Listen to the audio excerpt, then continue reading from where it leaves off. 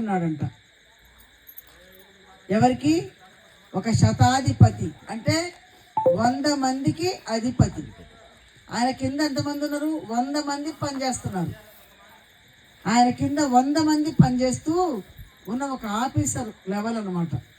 ఒక డిఎస్పి కంటే ఎక్కువ 100 మంది ఆయన చేతి కింద పనిచేస్తున్నారు.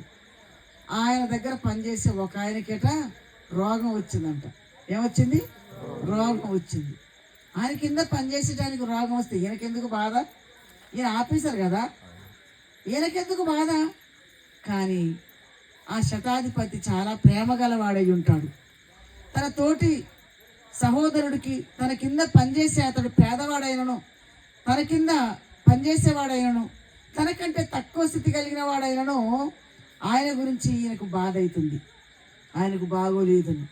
ఎన్నాళ్ళైందో చావటానికి సిద్ధమైందంటే ఎన్ని రోజులు మంచం పట్టాడు, ఎన్ని రోజులు వైద్యులు సంప్రదించాడు, ఎంత వేదన అనుభవించాడో మంచంలో పడుకొని.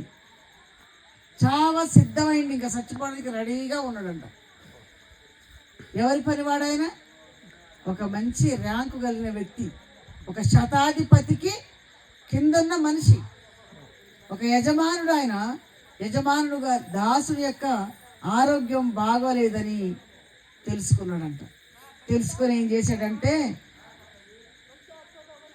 శతాధిపతి యేసును గూర్చి విన్నాడు.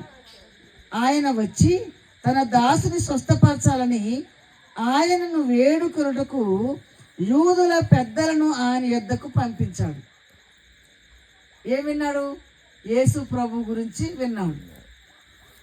ఆయన అంత ర్యాంకు కలిగిన ఆయన, అంత హోదా కలిగిన ఆయనకు డాక్టర్లు తెలీదా?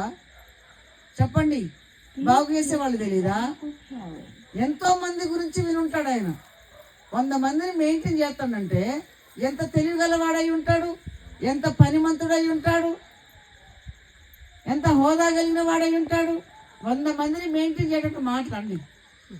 అలాంటి ఆయన యేసును గూర్చి విన్నాడంట. అంతకుముందు ఎన్నో వినుంటాడు ఆయన, కానీ ఎవరిలో సత్యం కనపడలే ఆయనకి, ఎవరిలో ప్రేమ కనపడలేదు ఆయనకి.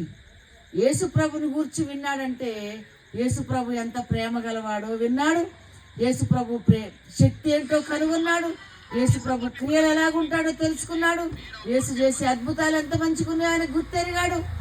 ఎక్కడికి వెళ్ళినా యేసు వెంబటి గుంపులు గుంపులు జనం వెళ్తున్నారు. యేసు ప్రభు అడవిలో ఉంటే అడవిలోకి వెళ్తున్నారు ప్రజలు. ఒకసారి ఆయన వాక్యం బోధించడానికి అడవిలోకి వెళ్ళి కొండ ఎక్కాడంట. కొండ మీద పైన నిలబడ్డాడు. మరి స్టేజీలు లేవుగా అప్పట్లో. కొండ మీద వెళ్ళి నిలబడితే యేసు ప్రభు వాక్యం చెప్తుంటే ఊళ్ళల్లో ఉన్న జనం అందరూ అడవిలోకి వెళ్ళిపోయారంట.